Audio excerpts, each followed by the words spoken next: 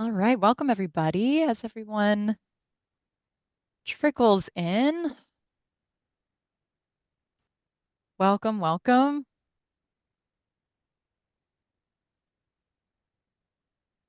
Welcome to our participants who are coming into the Zoom room. It's 5:29 according to my clock, so we'll start in just a minute. Welcome. Hope everybody brought their copy of the text.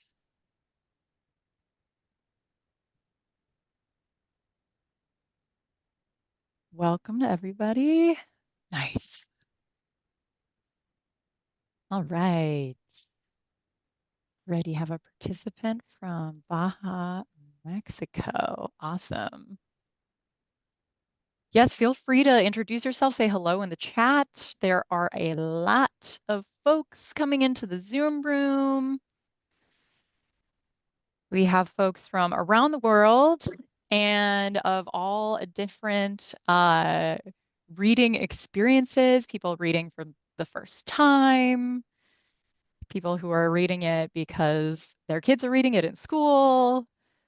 So thank you, everybody. Thank you so much for saying hello in the chat. Awesome. So I think we'll get started. It is 5:30.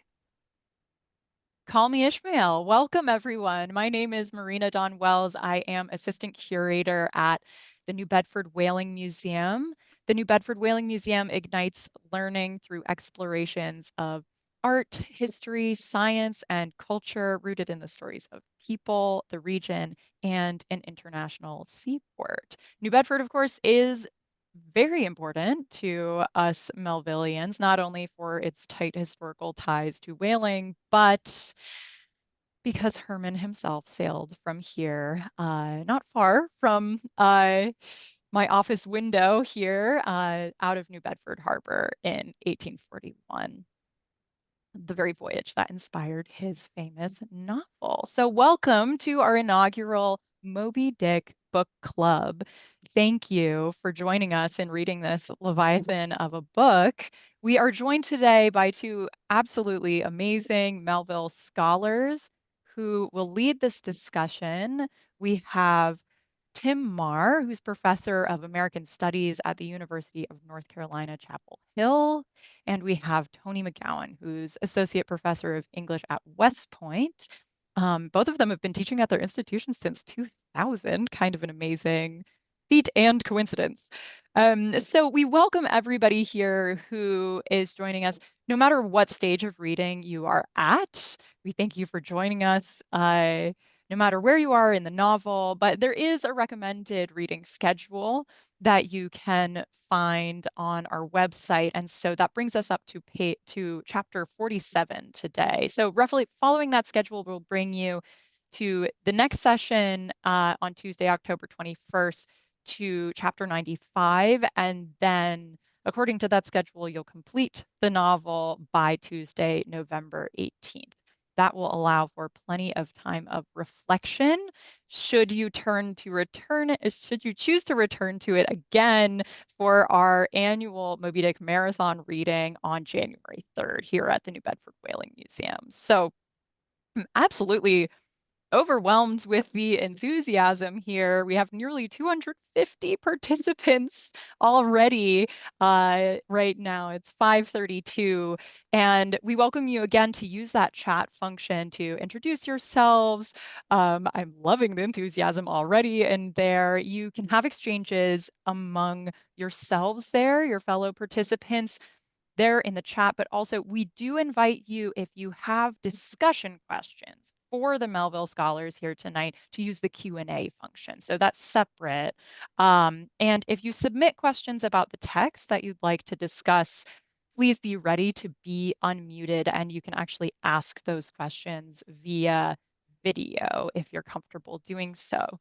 But first, we'll begin with some thoughts from our esteemed scholars here, followed by kind of maybe a question or two for me, and then you can use your reading guide if you'd like as a reference. You can find that posted again on our website After that, we invite those questions from participants. So again, if you'd like to submit questions for discussion for the scholars here to address, you can submit those via the Q&A function. This is just the first of 3 sessions that we'll hold. Again, this will be recorded and posted to YouTube in case you want to look back and reference it or send it to others who aren't able to make it tonight. Have really appreciated people reaching out about, I can't make it tonight. Is it going to be posted? So you can definitely check it out on YouTube once it's complete and posted there. And yeah, again, if you'd like to sort of go out on your own, I know we're finding people in literally hundreds of different places tonight. You can use that reading guide as a reference that you can always return to for some juicy questions from our Melville scholars here. So we really hope this short hour, way too little time to accomplish all of the sort of address all of the pages and ideas and questions in this section. We hope this hour in front of us will spark curiosity in new ways for you that deepens your engagement with this great American novel. So without further ado, I think we can dive in, if you will. And Tony, if you'd like to get us started. Marina, thank you very much. I'm really excited. I want to thank everybody at the Whaling Museum for doing this. It's a delight to be monkey roped to my friend, my longtime friend Tim Marr. Marina, you don't know this, but I'm a full professor now. That just happened, so that's not your fault. It's 3 weeks old. So, my name is Tony McGowan. I'm a member of the Melville Society Cultural Project, the newest, as it were. What a large group. I think we have people here from Canada, Mexico, the UK, Korea. In recent years, my students have been reading Moby Dick over several months through 17 75-minute classes. So we've been taking things really slowly, about 30 pages a class. But today we have a big chunk of the whale on the table, chapters up to the first lowering, often referred to as the land chapters for obvious reasons. I just have a page and a half of like basic notes about Melville and his life and literary career. I will be finished in 2 or 4 minutes. We'll see how long it takes, and I'll hand things over to Tim. Melville was in his early 30s when he wrote Moby Dick. At 61, every year it astounds me more and more as I age that he was able to accomplish this. So young. The book comes in the middle of his unfolding as a writer of prose before his switch in the late 1850s to mostly poetry. Billy Budd has a, enormous prose part, but it developed from a poem called Billy and the Darbies. So in his later life, he switched to poetry. But here, Moby Dick is in the middle of his prose unfolding. It was published twice in 1851, once in England by Richard Bentley as The Whale in 3 volumes. That was October 1851. The book came out in the American edition about a month later in November as Moby Dick, or, The Whale. There are significant differences between the versions, expurgations and alterations. You're likely reading an edited version of the American edition. Now, we can't get into all the differences now, but one that would seem to matter today is that the etymology and extract sections were, in the British edition, included as an appendix after the main text.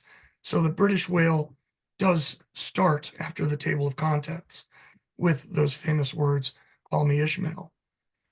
This was Herman Melville's 6th novel in something like 5 years, an enormous output. He wrote Typee, A Peep at Polynesian Life, 1846, and then a sequel, Omu, a narrative of adventures in the South Seas, 1847.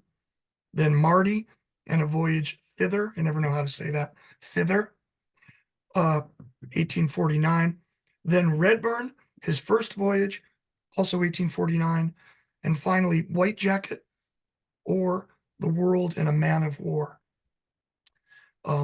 1850. Marty, a strange and experimental novel, is closest to Moby Dick in my way of reading it. Someone listening may disagree, but in both Marty and Moby Dick, Melville is really extending himself, discovering new forms for fiction. He is, quote, creating the creative, unquote, as he wrote. His career started with a hit. We need to know this about him. Type made him something of a literary rock star, maybe second only to Washington Irving in a slightly later period. But by the time he gave us Moby Dick, only a few years after Type, he'd gone over the top of the Wheel of Fortune and fame, and he was on the descent. Fewer than 4,000 copies sold in England and the US in the first edition. I always tell my students if they have a 3 edition volume of the British Whale lying around that they'd like to give to me, I'd be happy to receive it from them, and I'd buy at least one house with the proceeds or keep it. It's a very valuable book. Um, uh, the Melville revival started in England first, and then in uh, America would revitalize his standing. He died in 1891, and by 1920, Melville was all the rage again. And since then, he has had remarkable staying power, of course, with Moby Dick at the core of his fame. Melville's reading and the mark of that reading on the book, perhaps starting with extracts, which is just gleaning from many different texts from all sorts of traditions. It's an enormous subject, and whole scholarly careers are spent productively thinking about Melville's reading, which is the title of a good book on the subject by one of my friends. In order to get to discussion, I'll only say that the book changed as Melville read and wrote, and we see traces of that transformation in the text. Two earth-shaking encounters helped catalyze the book into being. Melville's reading in Shakespeare and his reading and intimate friendship with Nathaniel Hawthorne. There's a lot of complex theory about these two particular influences, but with my first year students, I keep mostly to a simple, digestible narrative that Melville started the book as a chance to finally, after these other books, to leverage his whaling experience. He just hadn't done it yet.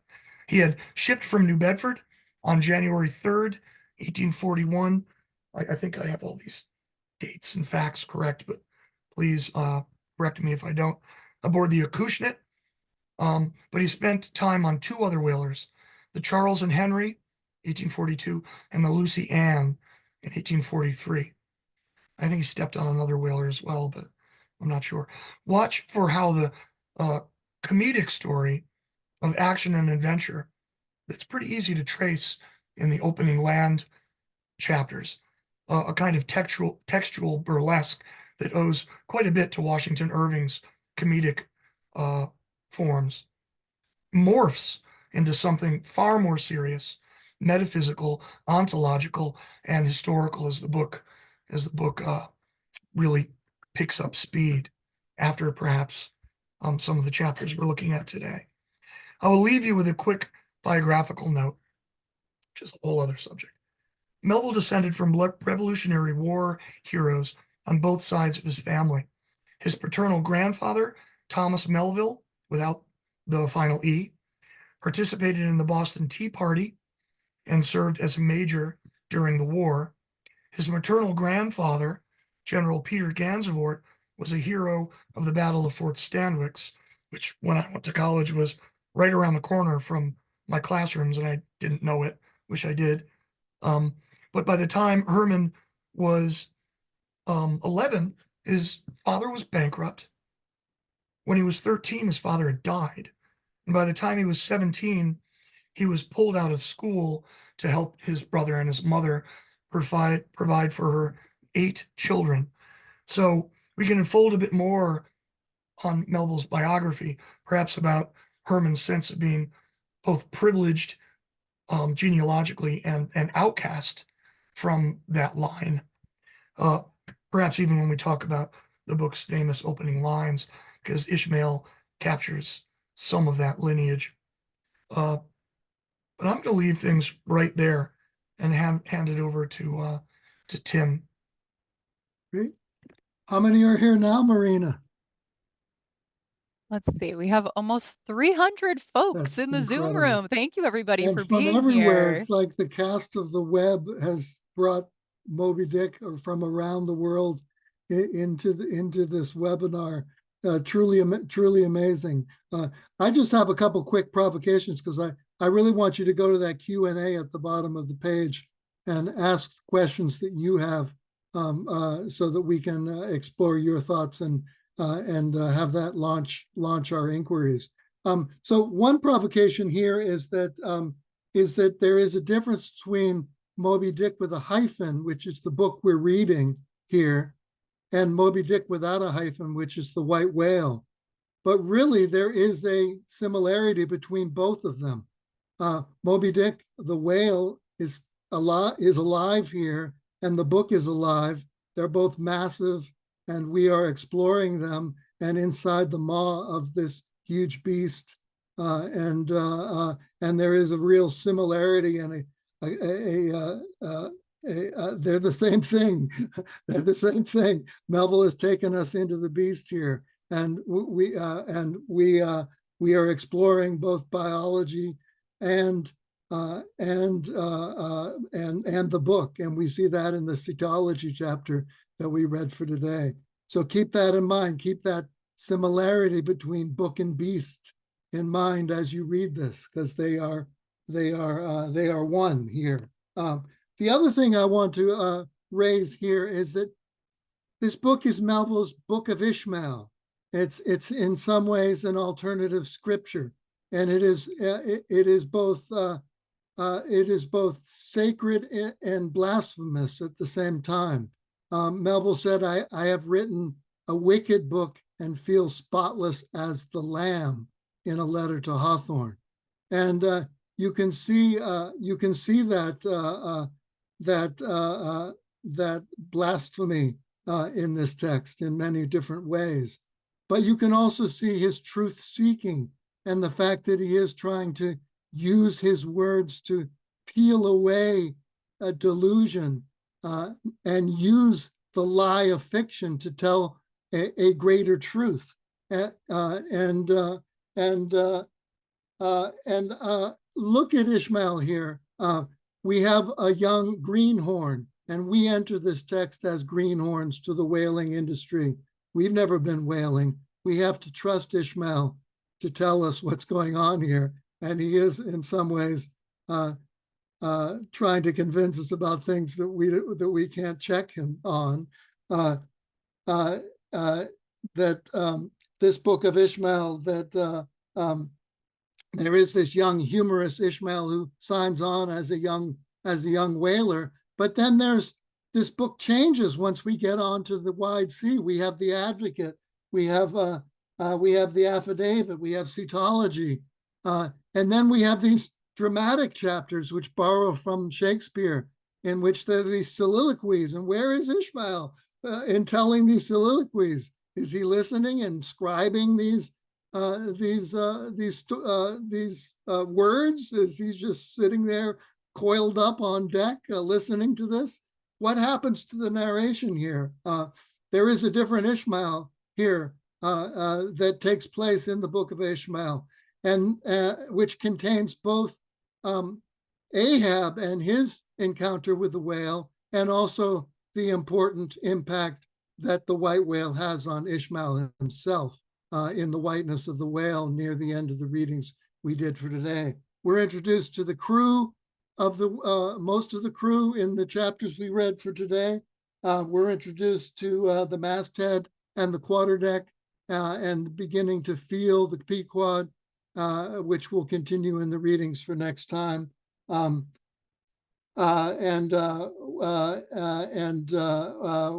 sort of launched onto the plunged into the blind Atlantic on Christmas Day here, part of the blasphemy, under the aegis of Ahab in his search for the white whale. I'd like to turn it over to Marina now, and we can entertain some questions. Marina will launch us on this. Sure. I mean,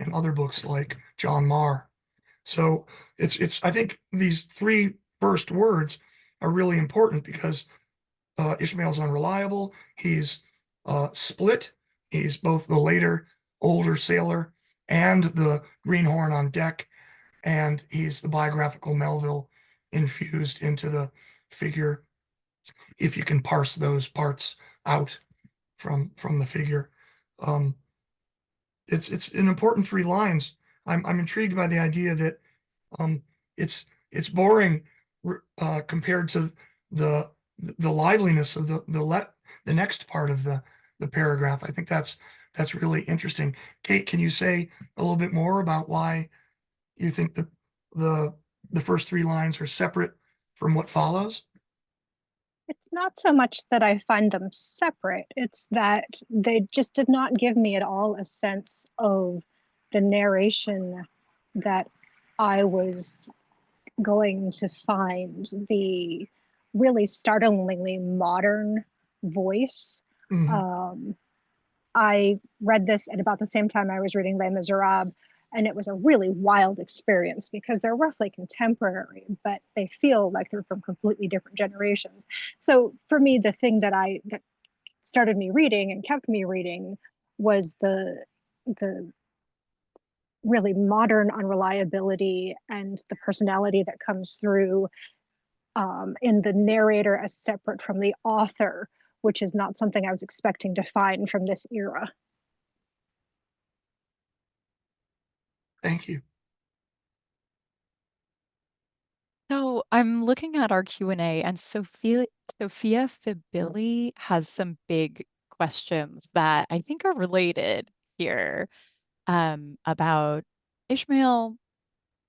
Who is who's the protagonist? I don't know if Sophia's interested in asking this question, but we often think about Ahab as well. So go ahead, Sophia.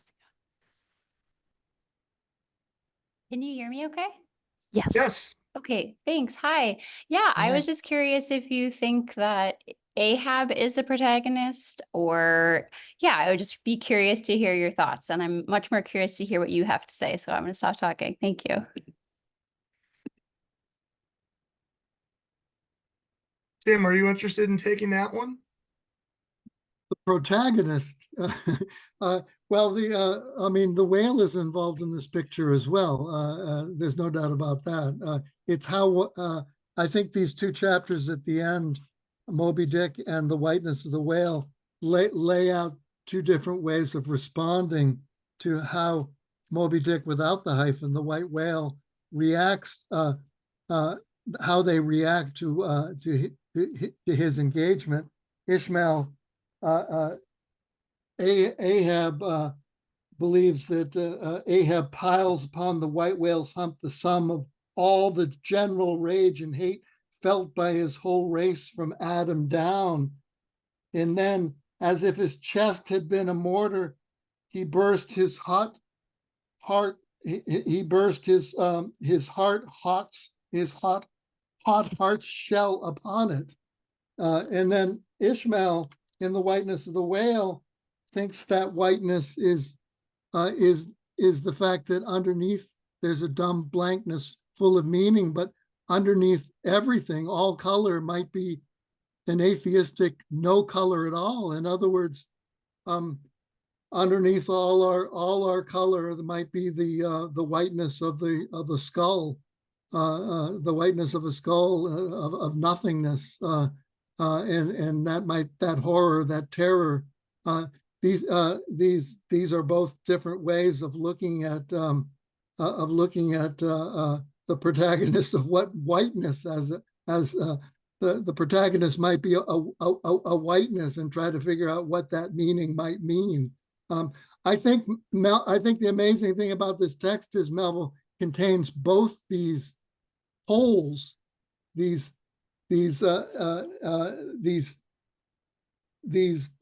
realms, these polar realms. They're both necessary for this text to contain contain what it does. That Ishmael and Ahab have to be there, and they're both part of Melville. And without either, the text wouldn't have its grandeur. Moreover, the importance of Milton to Melville matters, and the question of Ahab as um, the creation of Ishmael of Ahab as um, created through the figure of Satan in Paradise Lost is something that raises a question of um, how central Ahab is, how close he comes to being the protagonist and not just an antagonist. Ahab and the beast, the whale, are separated in the text. One is pursuing the other, um, and it's not entirely sure which way that goes at times. And the last question we have here is a really good question, by the way, Sophia. That's why you've half stumped our responses, or at least mine.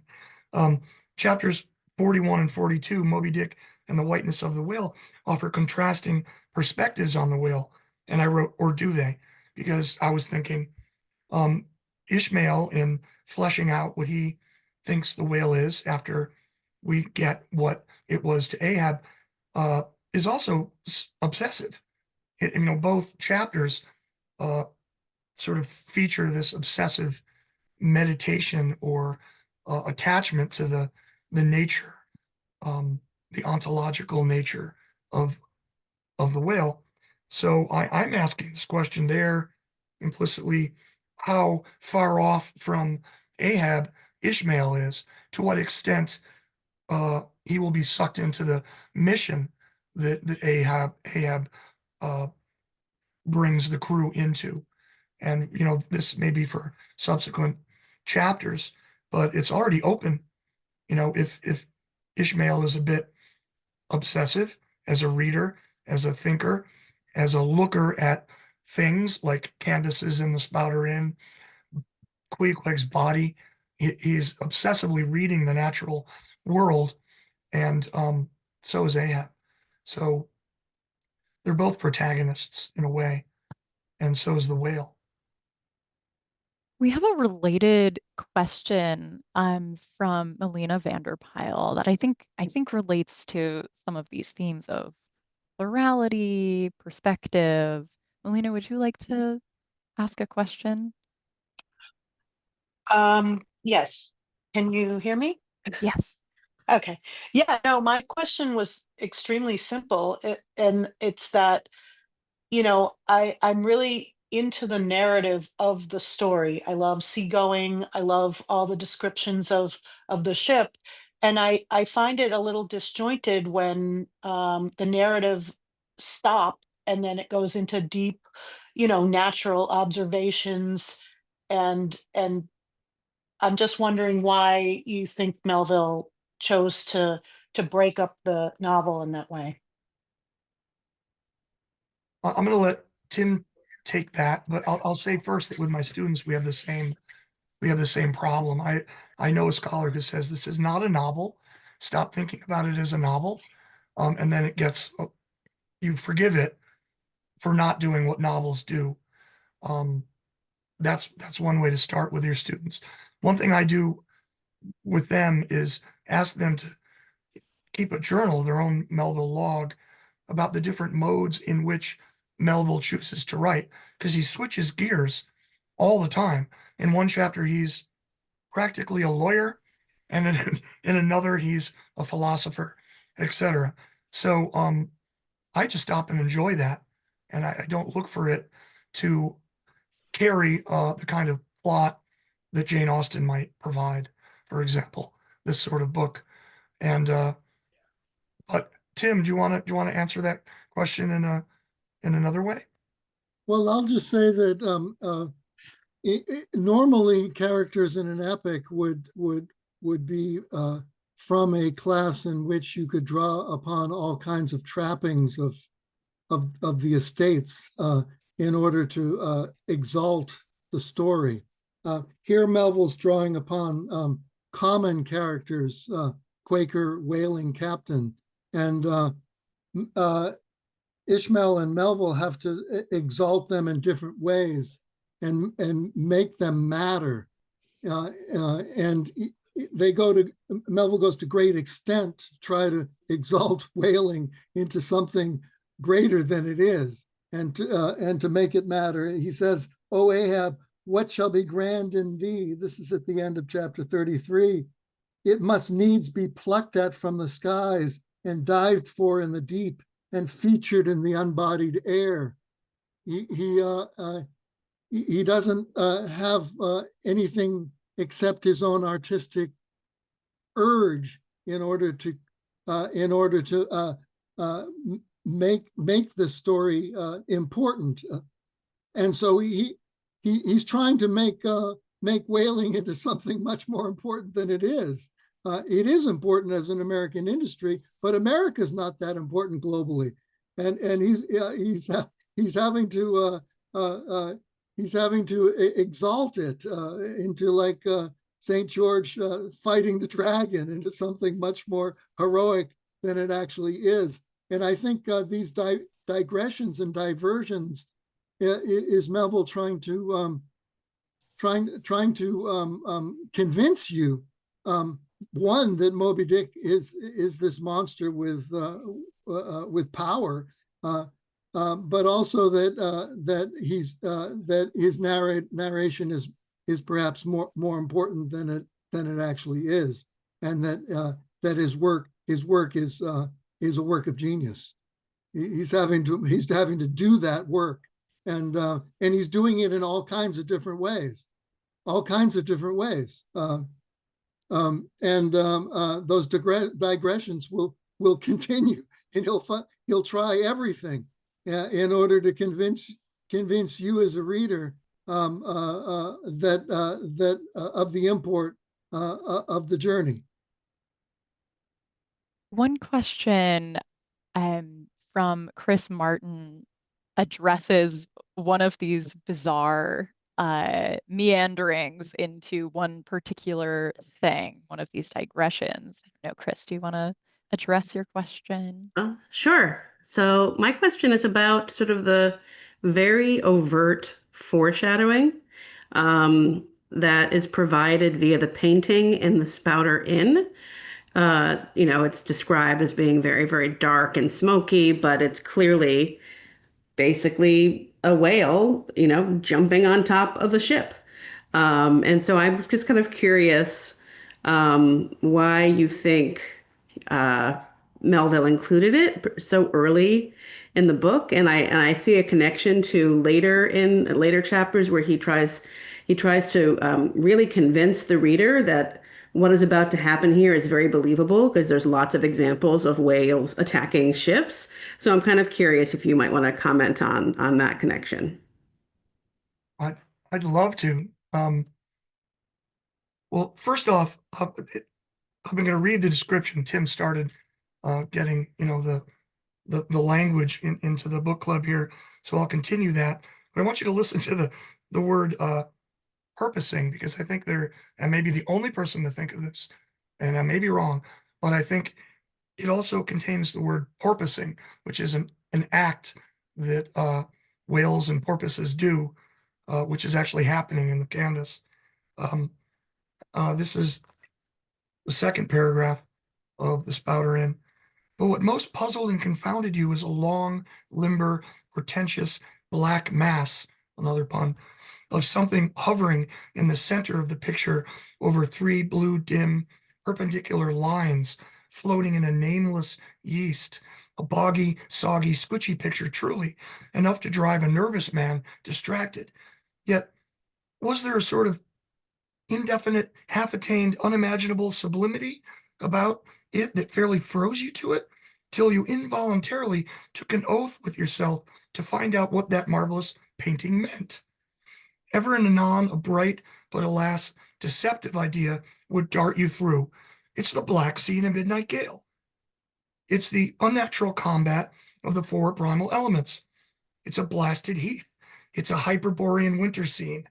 It's the breaking up of the icebound stream of time. But at last, all these fancies yield to that one portentous something in the picture's mist. That, once found out, and all the rest were plain. But stop, does it not bear the faint resemblance to a gigantic fish, even the great Leviathan himself. In fact, the artist's design seemed this, a final theory of my own, partly based upon the aggregated opinions of many aged persons with whom I conversed upon the subject. The picture represents a Cape Horner in a great hurricane, the half-foundering ship weltering there with its dismantled masts alone visible, and an exasperated whale purposing to spring clean over the craft is in the enormous act of impaling himself upon the three mastheads. So that's most of the passage. Bob Wallace, who wrote a book called Melville and Turner, and who's probably listening, finds here a really important example of Melville wrestling with what Turner called the aesthetic of the indistinct. Not exactly being able to perfectly see something and crafting rhetoric to lay out lots of possibilities to show Ishmael that you also should be trying things out. So that's one way to think about it. I have a colleague who died I had a graduate school friend who died many years ago, 35 years ago, who discerned here Calvary, the Golgotha, the three crosses of the crucifixion in the three masts of this foundering ship, and wrote about the impaling of that singular body rather than the tripartite story told in the Bible of Christ and the two thieves. And I think there's a lot there in terms of close reading that you can do with Christian suffering and what it's worth. Just to emphasize, Tony said, in fact, the artist's design seemed this, a final theory of my own. There's no proof there. This is just what he's seeing. It's a fabrication. Speculation. But we're convinced. We're convinced of it because the story says it is. And there is a lot of foreshadowing there, and I'm mindful of not, unfolding what it foretells, but it certainly is a figuration that haunts the text in a lot of ways. Masts, foundering masts, come back, and I've thought about the different ends of the book, and how different tableaus are featured by Melville. The one I won't talk about, which is farther on in the book, way farther on, changes this up and creates a more refined picture for the reader, deeper into the plot of the story. And the book does have a plot. It just is interrupted repeatedly by lots of chapters that are fascinating in their own right. Oh, I'll tell the story quickly. When I was in college, I had a teacher back in the day of tape decks where you could push play, who played the plot of Moby Dick on the first day of us reading it in one of those fast talker voices that you have at the end of ads for medicines on TV. So he pushed play, and we got the entire plot of Moby Dick in 60 seconds. He hit stop, and he said, now that we got that out of the way, let's look at the most important pre-pragmatism work of American philosophy and the tradition. So he ruined the book for us, insofar as plot on day one, and seemed to take inordinate delight in doing so. But it was a lesson for me about how to read the book in a way that you don't read typical novels, and it's paid off over the years.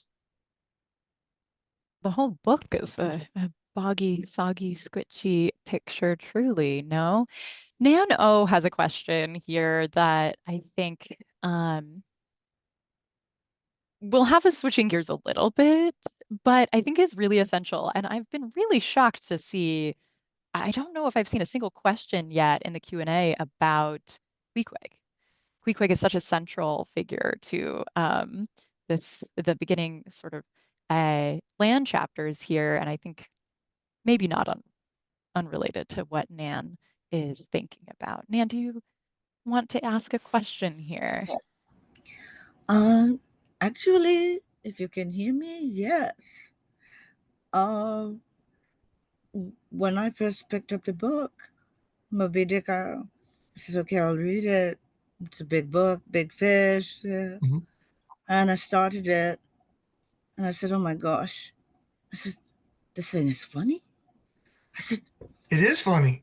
I was like, the book is hysterical. I said, why do people get so upset about this? I said, the man is a comedian. I was like, so I went with someone to a local whaling museum, and I said, do you find Moby Dick as hysterical as I do? He's like, no, not really. I said, you've got to be kidding. I said, it is loaded with, my favorite part is Queequeg and Ishmael in bed like an old couple. And he walks into the room, and the man pulls up the sheets. Who are you? And starts to scream for the innkeeper. I mean, come on. It is hysterical. It's hysterical throughout. It made me laugh. Of course, it has miserable parts, and I don't want to see anybody die. But the thing is that you can have death within comedy, and that book, to me, it is incredibly comedic. My second question was on first reading. Has anyone else had a wow reaction when they got to the part of the description of the whales? I never knew there were that many whales.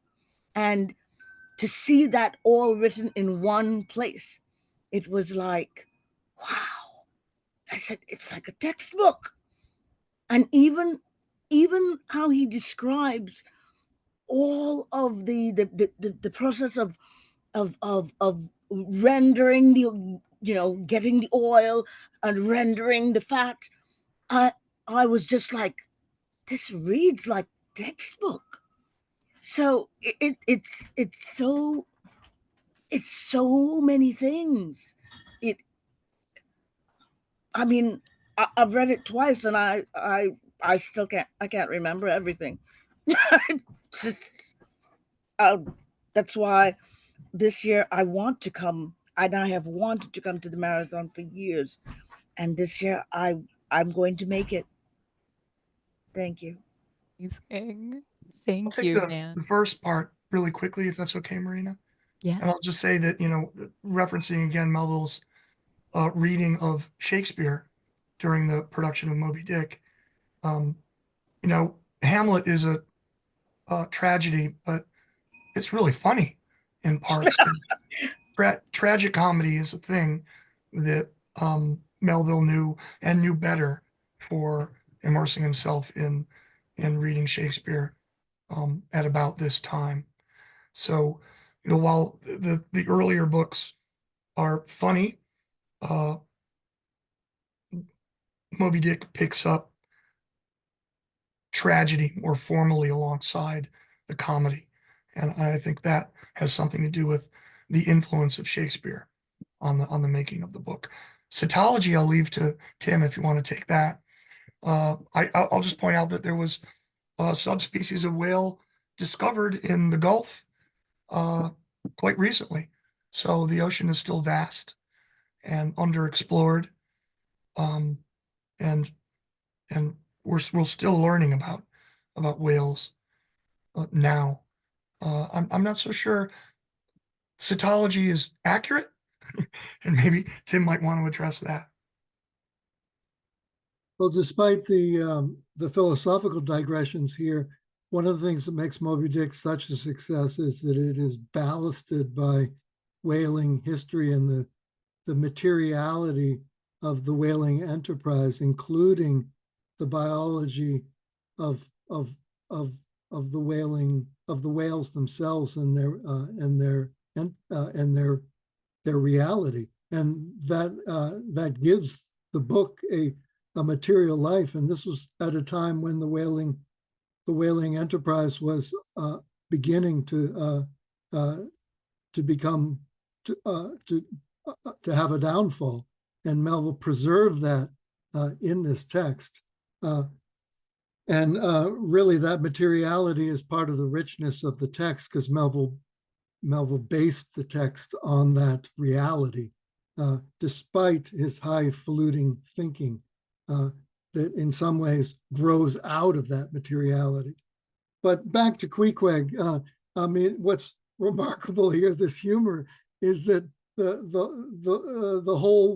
wide world's congregational church that everybody belongs to, his broad embrace of all humans here, his challenging of and transgression against superiority and all its short-sightedness, picking up a wheelbarrow and carrying it, relativism. Queequeg can't go home because he needs to be baptized again into paganism. In some ways, Ishmael himself has left Christendom to become some kind of savage himself. But this is a real Melville's broad-mindedness, and his cosmopolitanism is at play here. And you see the young Ishmael, his heart opening up against the wolfish world, and a broadening and a melting of his traumatic, almost suicidal intentions at the beginning of the book.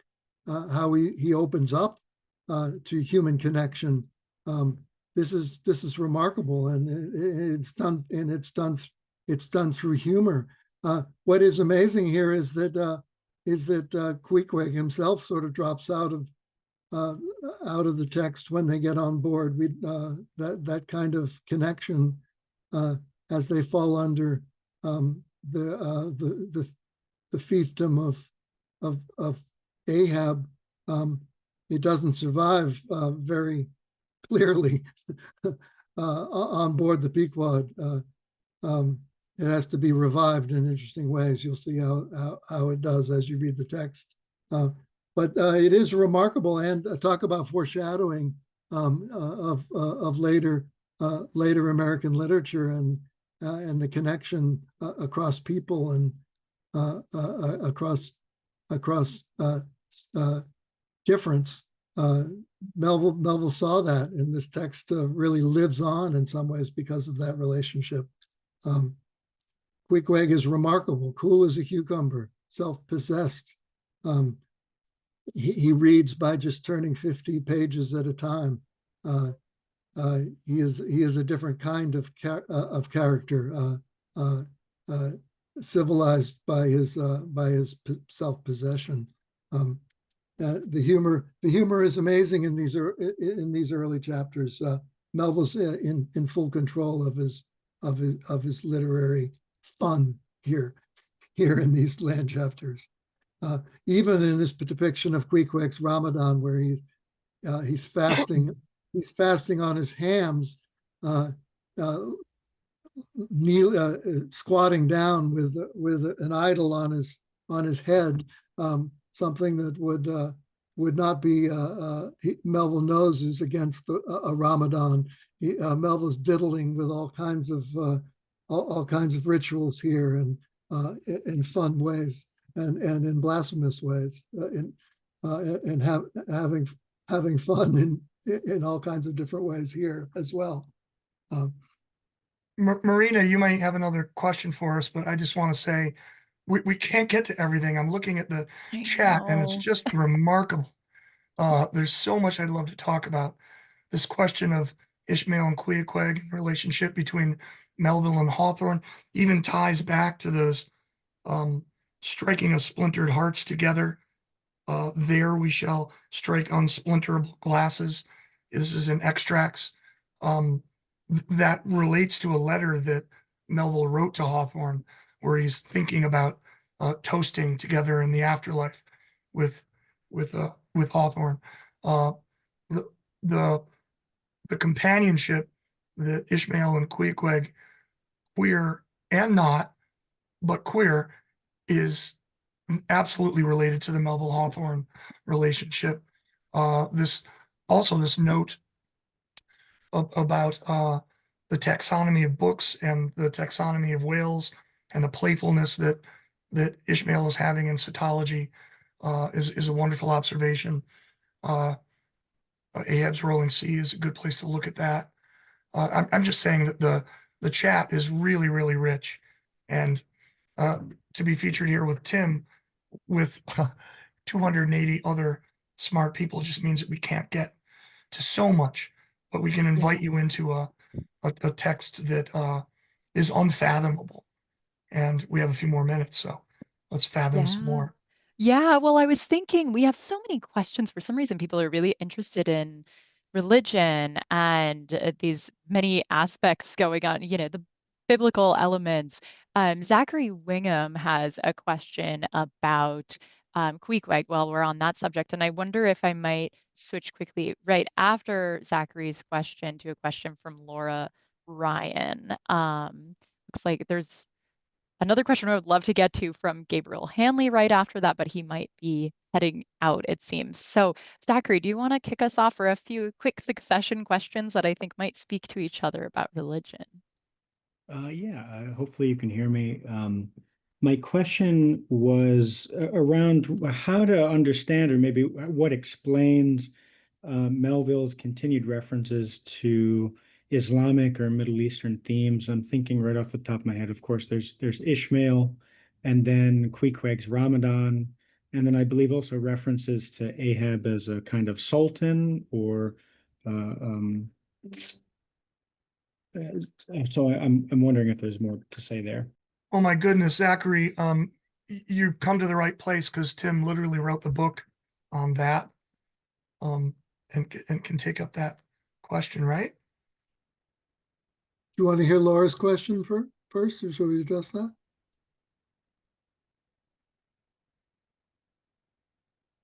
Can you hear me? Hello? Yes. Yes. Okay.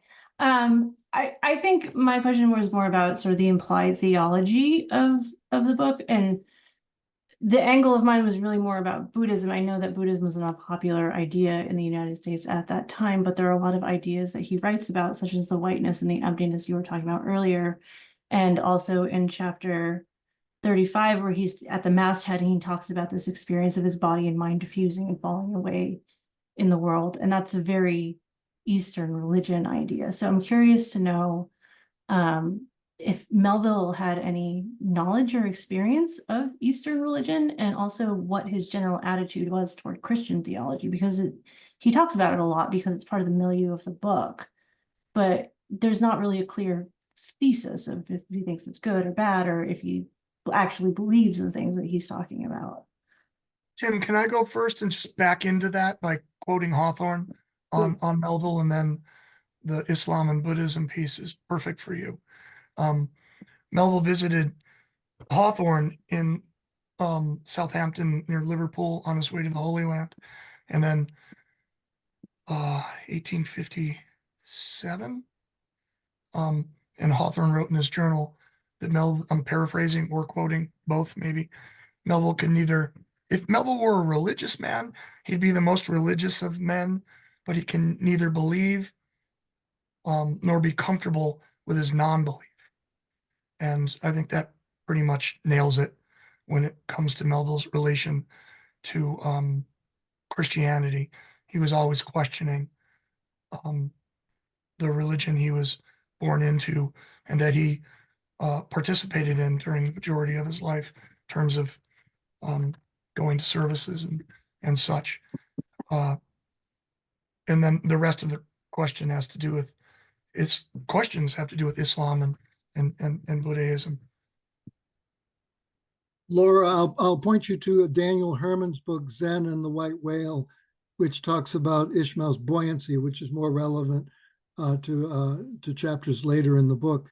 You might be interested in that book. But let me turn to Zachary's question. I got interested in Moby Dick teaching Moby Dick to Pakistani high schoolers during the Russian phase of the Afghani war. And I got interested in these references to Islam and Moby Dick and ended up writing my dissertation on Islam in early America and in Melville's writings.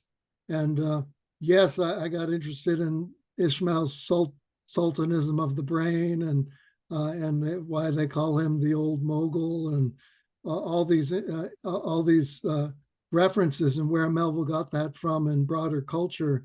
And Melville was drawing from all these references and from Carlyle's notion as Muhammad as a hero and Muhammad as an independent thinker, as a romantic hero in some ways. And that was one of the references that Melville was drawing upon for celebrating Ahab's sort of power in many ways. But Melville also drew upon images of tyranny.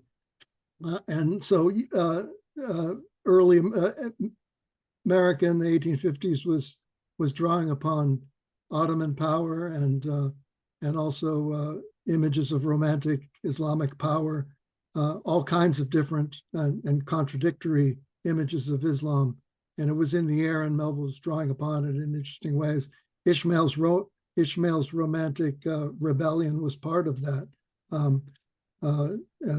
So it's there, and it's suffused in all kinds of different ways throughout Melville's writing, in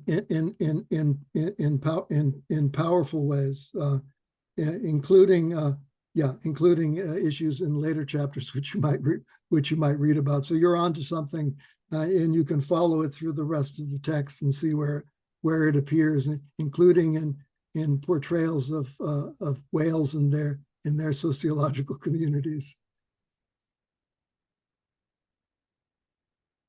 I think we have time for one more question. We don't have time. Time is up, but I would love to take one more question. Maybe Patty Hamrick has brought up a favorite subject, and maybe connecting the lee shore, something like that. But Patty, would you like to ask your question? Yeah, this was kind of in your reading guide you guys posted, but I was interested in what either of you think about Bulkington, who gets this amazing description of such a cool guy, and then he disappears and we never hear of him again. I've heard some theories that Melville changed his mind and then just, I guess, forgot to take him out, but that seems very unlikely to me. So just why you think he's here? I can share that theory. It's Harrison Hayford. He had a book called Unnecessary Duplicates, and there's no manuscripts of Moby Dick, only the final two texts. And Harrison Hayford, though, has all these different evidences of imperfections and redundancies in the texts. For example, why does Ishmael leave from New Bedford and then from Nantucket? Why are there three captains? Why Bildad, Peleg, and Ahab? Why do we introduce to a comrade, Bulkington, who then disappears? Why does Queequeg show up and then become less important?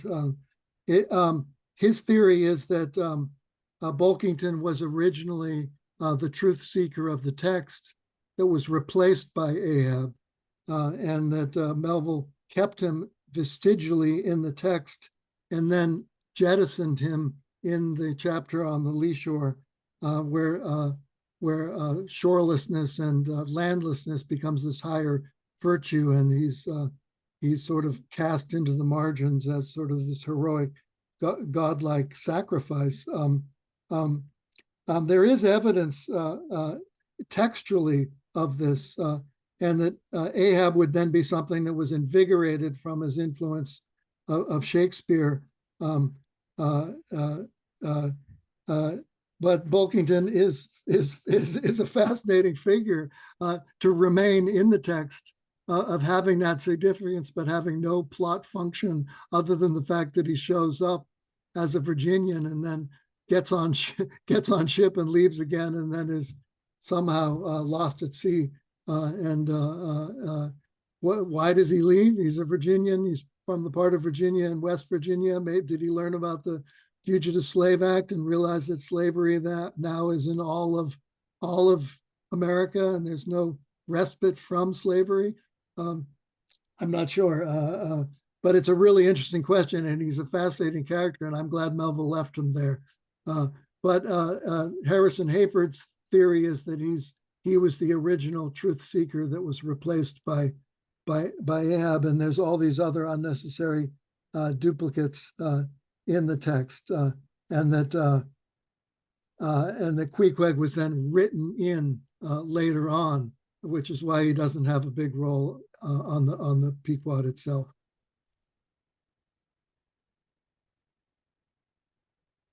Oh, unless Tony, you want to address anything? Any final words on our lost Bulkington? I think that about sums it up for today. Thank you, everybody, so much for being here, for your attentiveness to everybody just chatting it up in the chat. And don't forget, our next book club meeting is on October 21st, same place, same time, 5:30 on Zoom. So please come from wherever you are, 5:30 Eastern Standard Time.